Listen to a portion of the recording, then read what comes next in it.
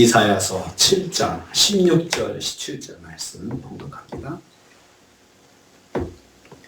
이사야서 7장 16절 17절 말씀 같이 봉독합니다. 대저 이 아이가 악을 버리며 선을 택할 줄 알기 전에 내가 미워하는 두 왕의 땅이 황폐하게 되리라. 여호와께서 당하여 보지 못한 나를 너와 내 백성과 내 아버지 집에 임하게 하시리니 곧 아수르 왕이 오는 날이라. 아멘. 아멘. 오늘 말씀은 15절 말씀을 반복해서 연합한 두 나라의 왕이 심판받을 것을 말씀하시는 것을 내용을 하고 있습니다. 연합한 두 왕은 북쪽 이스라엘이 동맹해가지고 아람과 동맹해서 남쪽 유다를 공격하는 그런 상황인데요. 그 두 나라에 대한 것입니다. 여호와의 징조의 첫 번째 증거를 말씀하셨습니다. 16절 말씀입니다. 15절 말씀에서는 예수 그리스도의 예표로 태어날 이사야 선지자의 아들인 이 아이가 선악을 분별할 나이가 되었을 때 일어날 일에 대해서 말씀하셨습니다. 이 아이라고 표현하고 있는데 이 아이가 예수님이라고 말씀을 드렸습니다. 그런데 동시에 예수님의 예표로 태어날 이사야의 아들도 말한다고 이야기를 했습니다. 바로 이 아이가 선악을 분별할 나이가 되었을 때는 유다가 멸망하고 시간이 흐르면서 멸망의 땅은 생각지도 않은 풍요와 평화가 주어질 것이다 라고 했습니다. 오늘 말씀에는 이 아이가 스스로 선악을 분별할 나이가 되기 전에 먼저 일어날 일을 말씀하고 있습니다. 15절 말씀에서는 아이가 분별할 나이가 되었을 때라고 했는데 이제는 또 선택할 줄 알기 전에 악을 버리고 선을 선택할 줄 알기 전에 그러니까는 이 아이가 다 자라기 전에 일어날 일에 대해서 말씀하고 있습니다. 뜻밖의 일들이 이제 주어질 것인데요. 여호와의 징조가 반드시 일어날 것을 말씀하고 있습니다. 그 두 나라가 이제 어떻게 될 것인가를 그 징조로 말씀하는데요. 이 아이가 청소년이 되기 전에 발생할 일들입니다. 여기서 강조되고 있는 것은 여호와께서 하신다는 것입니다. 여호와께서 징조를 보여주시는 것은 이 일이 반드시 일어날 것이니까 이 징조를 볼 때 정신을 차리라는 거잖아요. 이 징조는 그만큼 경고하시는 거거든요. 그러니까 그런 일이 일어나는 걸 보면 여호와께서 말씀하신 일들이 일어나겠구나 라고 생각하고 징조가 느껴졌을 때 주의하면 되잖아요.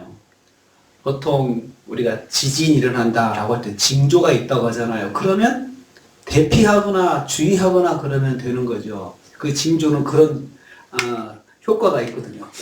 그래서 이 징조를 보여주시면서 이 아이가 청소년이 되기 전에 이러한 일들이 일어날 것이다 라고 말씀을 하셨으면 그 말씀이 일어날 때쯤 되면 깨달아야 되는 건데요.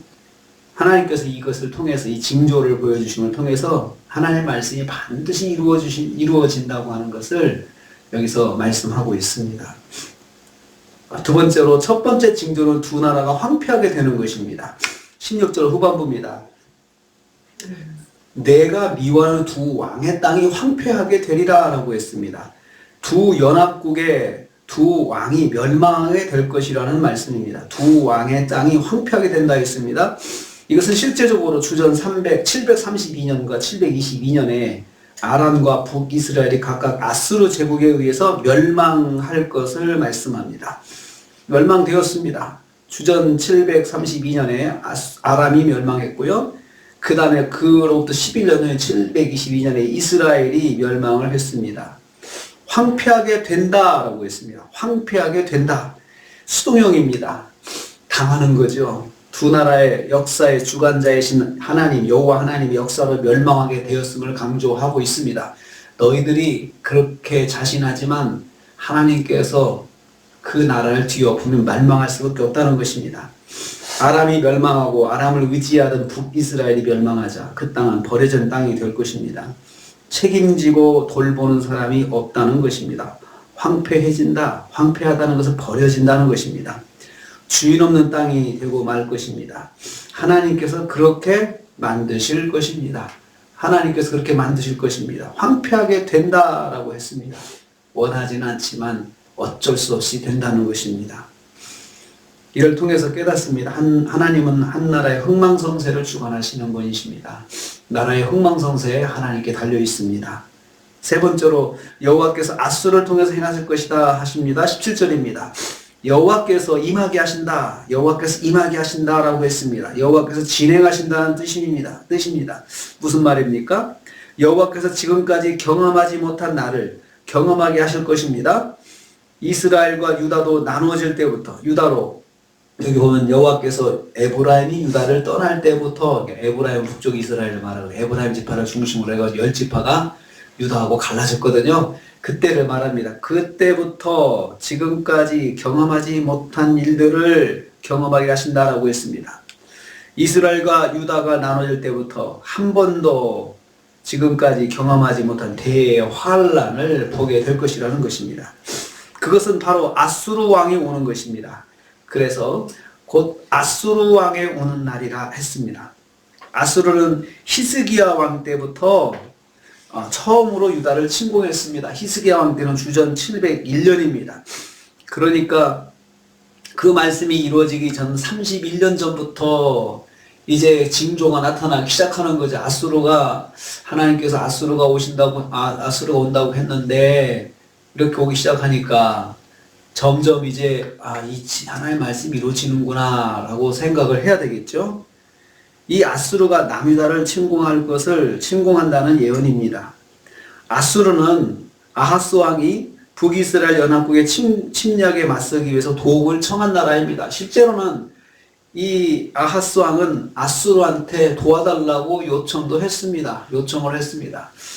자기들이 도와달라고 요청한 나라가 자기 나라를 멸망시킬 나라가 된다고 하는 말은 충격적인 소식일 수밖에 없을 것입니다. 그 예언의 말씀이 그 아하스를 얼마나 충격에 빠뜨렸을까요?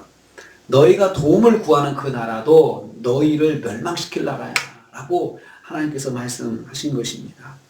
그러니 그쪽 의지하려고 생각하지 말고 어떻게 하라는 겁니까?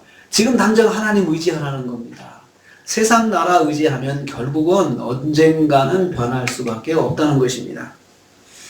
하나님의 백성은 하나님을 의지해야 합니다. 어떤 상황이 오든지 간에 하나님 의지해야 됩니다. 하나님을 의지하지 않으면 하나님의 백성은 반드시 하나님께서 거기에 대해서 대가를 지불하게 하십니다. 어려운 일 당했을 때 내가 정말 나를 도와줄 것 같은 사람을 의지하고 그럴 수 있죠. 그렇지만 그것보다도 하나님을 먼저 의지해야 합니다. 하나님께서 그걸 말씀하고 있습니다. 두 나라가 연합해서 유다를 침공하니까 유다는 당황해서 아수르를 의지하려고 합니다. 아수르에게 손을 모으려 도와달라고 합니다. 두 나라 북쪽 이스라엘은 아람을 의지해서 멸망하고 또 남쪽 유다는 의지해야 될 하나님을 의지하지 않아서 멸망하게 된다는 것입니다. 그래서 오늘 말씀은 두 나라에 대해서 하나님께서 경고하시는 것입니다. 하나님을 바라보라. 하나님을 의지하라. 세상을 바라보지 말고 하나님을 의지하라. 그 말씀입니다. 오늘 우리가 하루를 삽니다.